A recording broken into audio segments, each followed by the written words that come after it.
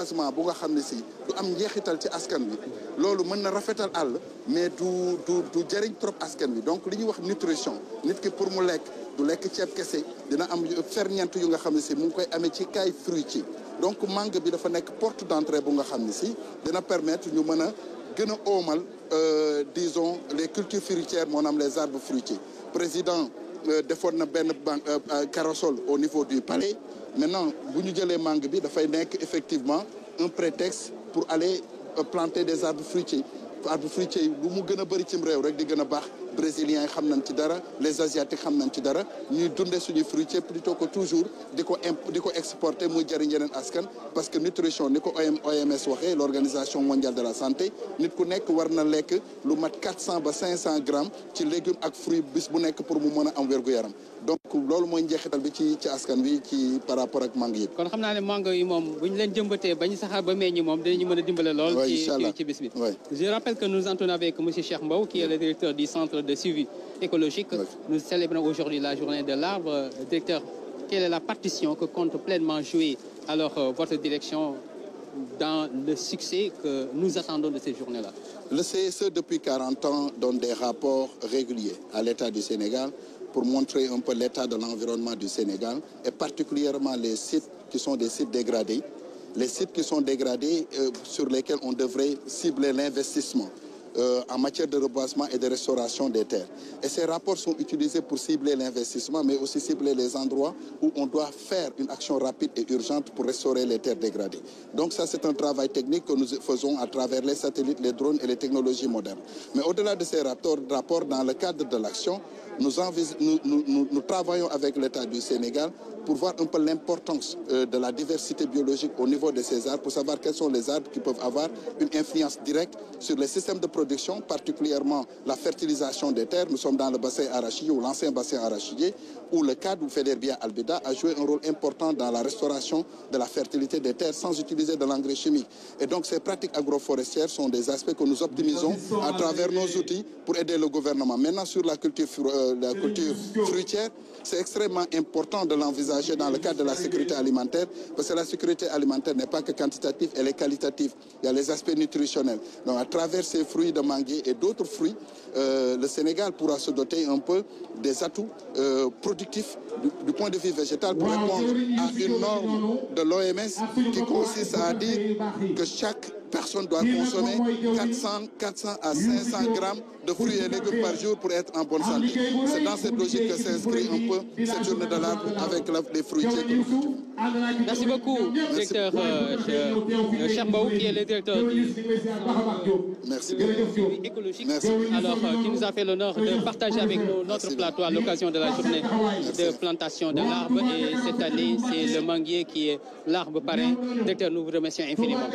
Kon yi fali ne kon ba tey yéen a ngi fii ci dëkk bi tedd bi di Touba ci bés bi nga xam ne nii moom lañ jagleel lépp lu jëm ci wàllu garab lépp lu jëm itam ci wàllu garab gi nga xam ne moo doon mango te mu doon bés boo xam ne ni moom la ñuy jël tànn ko indi ko fii ci dëkk bu tedd bi di Touba mu nekk ñaari bés wax nañ ko waxaat nañ ko dañu koy baamtu ñaari bés yooyu ñu jël dajale leen seexale leen indi leen ci dëkk bu tedd bii di Touba di waajal ak màggalam waajal itam màggalu Serigne Touba ñu ñëw itam di ci amal xew-xew bu am solo bi loolee doomu Touba yi ñu waxtaane léegi nee na loolu lu rëy la ci ñun te itam ku am xam-xam itam am xàmmee itam xam taarix nga xam ne loolee itam lu am solo la kon loolu nag ñu fàttali ne ñi nga xaar njiiti réew mi di président Bassirou Diomaye Diakhar Faye ñi fàttali itam ni ñu ko defee fii ci Touba na ne lañ koy defee ci yeneen dëkk yi ndax c'est une journée nationale du journée boo xam ne itam journée locale la rek ça dafa am benn taxawaay boo xam ne ni fu nekk ci réew mi dama jàpp ne sa waxtu wi ñu nekk ni ñi ci am bàyyi xel ñëpp ñu ngi jël seen garab ak itam jël seen satala mbaa ñu jël itam seen arrosoir dem itam jël seen pelle mbaa ñu jël itam seen ileer gas ba mu xóot ñu jëmbat seen garab roose ko di ko naatal di ci itam ngir ëllëg ñu mën caa keppaaru mën caa keru waaye itam ëllëg ñu mën a witti ca doom joojee doy ci barkeelu kon ñu fàttali ne loolu mooy solo bis bi nga xam ne nii moom lañ jagleel wàllu mango gi ci dëkk bi nga xam ne itam moo doon Touba tey jii nag am nañu geneen gan moo di docteur Tamsir Mbaye di directeur de centre national des recherches forestières mooy kuréel goo xam ne nii dafay gëstu ci lépp lu jëm itam ci wàllu garab yi ak ci wàllu itam alam bi rawatina itam garab yi bokk kon nag tey bu ñuy jëmbat garab di waxtaane wàllu garab ñu am directeur boobee kon gis nañ koo xam ne itam ku yell la ngir ñu waxtaan ak moom kon directeur gannaaw bañ la nuyoo rek ndokkeel la ci bés bi ana lan mooy taxawaay bi ak lan mooy tolluwaay itam gëstu parce que on parle de recherche forestière yéen a ngi gëstu ndax yéen a ngi gis. waaw jërëjëf sëñ Xaali ñu ngi leen di ziar bu baax a baax xam nga réew moom gëstu moo ko yor ndax fii ñu taxaw ci lu ëpp xarnu tuuti rek ab forêt bu fatt la woon mooy la forêt de Mbafar boo demee ci Mbafar boo demee ci archive tubaab yi loolu nga fay fekk donc fii ñu taxaw Touba Sëriñ Saliou yàlla na ko yàlla yokk ay leer ba muy nettali ba njaa àll bi fekkee sëñ bi di bind xasida gi mu ñoŋe dëkk ba ma ngay nettali njaay àll te njaay àll fu mu nekk rek àll bu fatt la woon donc bu ñu toogee ba fi mu toll nii garab xaw fee manqué am na lu ko waral te li ko waral da cee bokk soppeeku jaww ji taw yi ni mu daan demeetuñ ci nit ñi gor nañ àll bi ba mu demee noo xam ni garab néew fi te garab dafa am solo ndax dafay tax suuf si nga xam ni day dem ba sonn ba ñenn ñi naan dee na sax ndax suuf du dee day sonn rek garab da koy dundal garab dafay tax li nga waame bu amee ndox miy wal muy tax muy koy wàññeeku ba ni muy wale di doon wal boo xam ne du ànd ak doole ba du yàq yi mu war a yàq du ko yàq beneen ci tamit tàngoor bu yokku bi nga xam ni changement climatique bi tàngoor bu méttee métti boobu noonu boo amee ay garab carbone bi nga xam ni ñun moom la ñuy génne ci suñu yenn activités yi suñuy noyyi moom la ñuy génne garab gi moom moo koy jël denc ko ba wàññi tàngoor bi léegi nag ñun gëstu bi lan la ñuy def wolof yi dañ ni lu jiw a jeexul jugu fa ñun dañuy gëstu lu baree bari ci am jiyoo xam ni dinañu méngoo ak soppeeku jamono ji ak ni muy tawee ak suuf yi nekk ci Sénégal moo tax defar nañ benn carte boo xam ni bépp gox-goxaan bu nekk Sénégal li muy fasantikoo xam nañ yan garab moo yellu ñu def ko fa am na yeneen i gëstu yu ñuy def nag mooy jëm ci nan la ñuy jëmbate ndax jëmbat dafa am xeet noo ko war a defee gëstu bi day gëstu di indi ay jéego ci nan la ñu war a jëmbatee bokk na ci tamit nit ñi des fois boo leen waxee jëmbatal garab tem ñu ni dañuy toog lu yàgg ndax boo jëlee misaal ci buy boo ko jëmbatee tey di nga toog ñaar fukki at ak benn mu door a am doom mais gëstu nañ ba buy koy jëmbat dina am ñaar fukki at ak benn pour mu door a am doom mais am nañ gëstu yoo xam ne diggante ñetti at ba juróomi at day am doom xam nga loolu day tax nit ñi di gën a sawar boo jëlee madd ci benn at ñaari at mën na am doom boo jëlee siddéem ci benn at mën na am doom léegi boo jëlee yeneen i yu mel noonu yëpp def nañ ay gëstu yoo xam ni mën na wàññi diir bi mu daan dox ngir mën a jur ay doom te loolu nag dafay tax nit ñi sawar ci ndax kuy yëngu ci dara da ngaa bëgg am yokkute bëgg am koom moo tax xeetu journée bi nekk journée boo xam ni bu am solo la ndax dina tax nit ñi di bàyyiwaat xel ci njariñu garab dina tax réew mi bàyyiwaat xel ci ni suñuy yëngu war nañ fexe ba kër gu ne am garab war nañ fexe ba nit ku ne ni garab gi man maa ko jëmbat te nga toppatoo ko te ministre bi daf koy wax gis nga nee ma li ëpp solo jëmbat gi mooy toppatoo gi ñun ci gëstu dañ naan garab boo ko jëmbatee mënagoo wax am nga ci réussite te fekk toogoo ñetti at il faut mu am ñetti at bu fa garab ga desee laa moom réussir nga mais tant que amu ko moo tax mu ngi noonu. jërëjëf docteur je rappelle que nous entendons avec docteur Cheikh Mbaye qui est le directeur du Centre national des recherches forestières. Alors docteur, vous êtes à la tête de ce centre-là, vous faites des recherches, est-ce que vous trouvez? Si, qu'est-ce que vous avez trouvé? Merci de la question. L'ISRA fête cette année-ci ses 50 ans. Et à l'ISRA, il y a le Centre national de recherche forestière qui a fait beaucoup de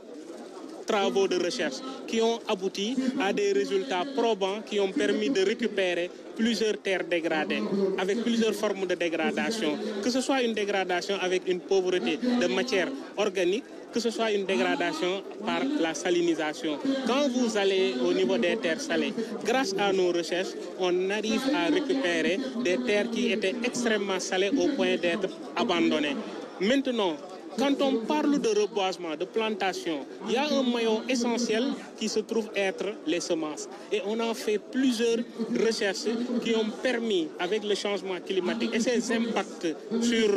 la pluviométrie, à avoir les semences les plus adaptées par zone, à travailler également sur un point essentiel que nous appelons, nous, le raccourcissement du cycle de production. Et je donnais en Wolof tout à l'heure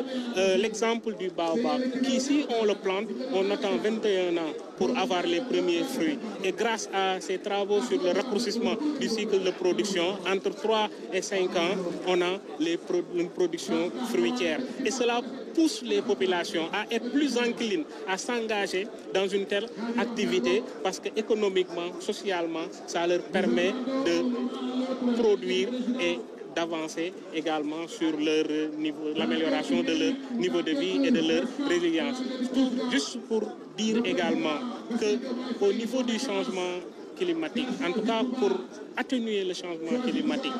l'arbre est extrêmement important parce qu'il constitue un puits de carbone pour renforcer les capacités de stockage de carbone et diminuer les températures, améliorer la pluviométrie également. En tout cas, la recherche fait de son mieux avec ses moyens et nous profitons de cette tribune également pour faire un plaidoyer pour être accompagné davantage par l'État qui le fait, mais qu'il le fasse davantage sur des priorités qu'il va établir avec nous pour nous permettre de mieux satisfaire les besoins des communautés sénégalaises. Je crois que votre plaidoyer là sera bien entendu, bien écouté, bien suivi. Merci, chef. Et bien pris en charge par le gouvernement du Sénégal. Merci. En tout cas, c'est ce que nous vous souhaitons. Hein. Merci. Merci beaucoup, docteur. Alors, ñi fàttali ne kon ba tey yéen a ngi ci dëkk bu tedd bi di Touba ñuy fàttali ne itam ni ñu koy baaxoo di defee rek RTS ñetti fan a ngi nii ñu jiitu fi am ay waxtaan yoo xam ne doon nañ ko fi def mu nekk ay débat gis ngeen bopp biig bi gis ngeen bopp bërki biig bi ëllëg itam mbaa ngoon itam incha allah ci guddi gi dina am beneen débat boo xam ne ni ci wàllu itam waame wi ak wal wi ak nañ fexe itam ba léeg-léeg ndox mi bu ñëwee bay yegg fenn fi ñu xool nan la ñuy mën a indee saafara ci loolu dinañ ci am ay gan incha allah à partir de 21h la man mi ko defe woon ci suñu xabaar yi ñu gën incha allah dañ ko amal ak suñuy invité xabaar yi itam incha allah ci boori benn waxtu dina ñëw ci xabaaru tubaab yi bu tegalee fanweeri minute ñu dellu saat ci xabaaru wolof yi bu 19h jotee itam bi maanaa boori timis ni ñu koy baaxoo di defee fii ci Touba dinañ fi amal itam ci xabaar yi loo xam ne itam fi lay tukkee ak suñu nattango yi ñu fi àndal 20h itam noonu bu ko defee 21h rek ñu ñëwaat ci débat boobu kon loolu dama doon fàttali rek suñ teewaay ak la ñu fay jot a def ak la nga xam itam moom lañ fi ni sëra def ñuy sant itam bu baax ci teewaayu suñu directeur général di Pape Alé Niang ndax ni ñu koy baaxoo di ànd ak moom rek saa suñuy yebalee fenn fi du ñuy yebal rek yem ci waaye dañuy gunge toogandoog ñun xoolandoog ñun xippi bëtam ci mbir mi ba léegi-léegi sax mu ñëw itam ànd ak ñun ci liggéey bii nii mu koy defee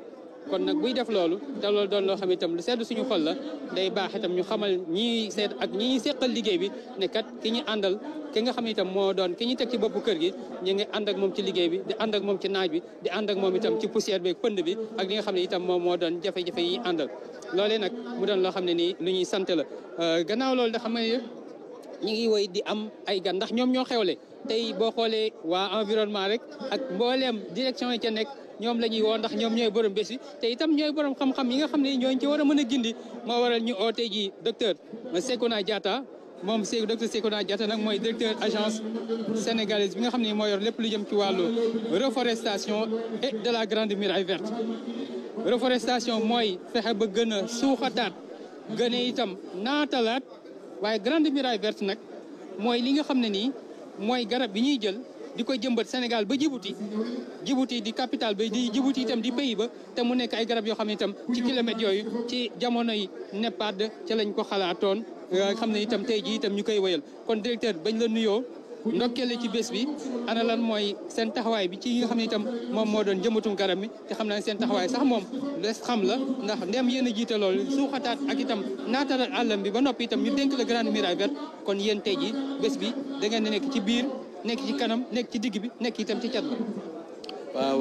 dëgg la maa ngi leen di nuyu di leen sant di nuyu seen téléspectateurs yi bu ñu waxee agence sénégalaise de la reforestation et de la grande muraille verte mun na ko takkaloo ak eaux et forêts parce que ñoo bokk benn mission première mission bi mooy reforestation bi nan la ñuy def ba yokk garab bi ci territoire Sénégal deuxième objectif bi mission bi mooy nan la ñu mettre en place ay éco-village ñu naan éco-village tey xam nga ne changement climatique am na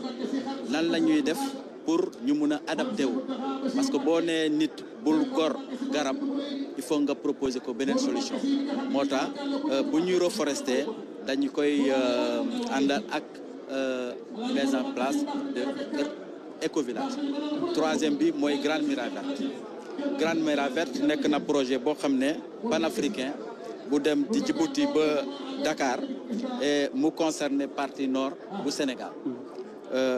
ñu ngi koy commencé depuis 2008 ba léegi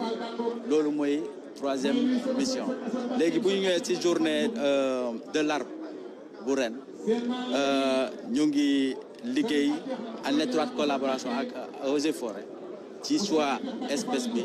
ci choix garab yi ci choix matériel bi ci choix aussi site yi ñu war a jëmbat. léegi li ma la bëggoon laaj rek mooy Grande Muraille Verte boobu nga xam ne moo di jëmbat ay garab jóge fii Ndakaaru ba Djibouti. fan ngeen ci toll ndax yegg ngeen yéen ngi ci digg bi am yéen a ngi ci cat li am da ngeen yegg. Effectivement depuis bu ñu tàmbalee 2008 ba léegi wax dëgg yàlla Sénégal mooy leader bi et ceci ça peut s'expliquer parce que